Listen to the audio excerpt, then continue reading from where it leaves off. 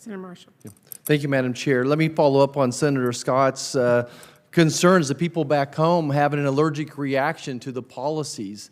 It's actually an anaphylactic shock that the people of this nation are having. You know, my grandma had many old sayings, and one of them is that two wrongs don't make a right. Two wrongs don't make a right. And certainly I was not here in this body with the reconciliation package, but the arguments is basically what I'm hearing from the other side is that two wrongs would make a right. When I hear my friends, my colleagues across the aisle talk about health care, we agree on so many of the same goals. So many of the same goals that we want every American to have access to health care. And I think they do. I really do think that they do. We share that same common goal, and there's always opportunity for improvement. I'm so proud that any hospital I was affiliated with, any clinic we did, saw every patient.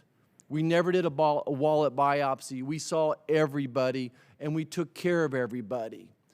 I was so proud to help sponsor health departments, county health departments that use local, state, and federal funds, and to provide free family planning clinics wherever I worked. So proud when I got to Congress to help fund community health centers, which do a great job.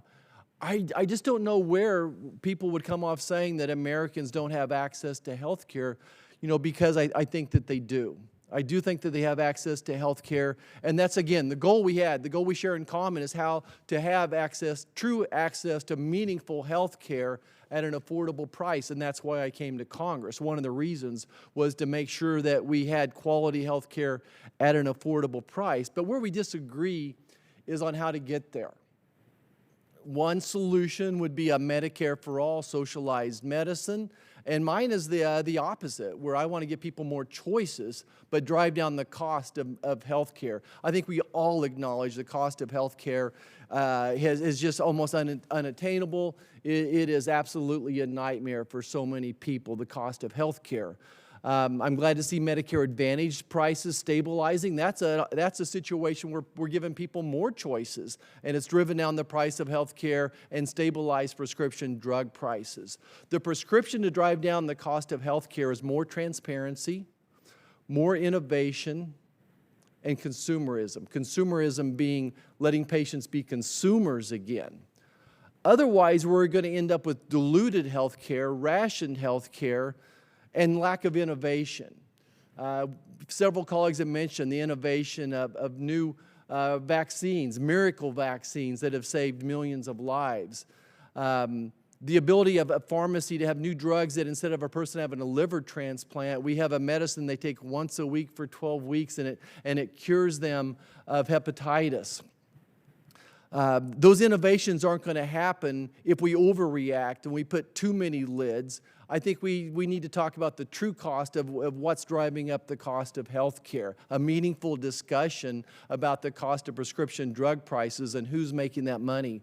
We need to talk about the administrative burden that we've created in health care, where we've seen the numbers of health care administrators go up exponentially in my career in medicine, but the number of physicians staying flat.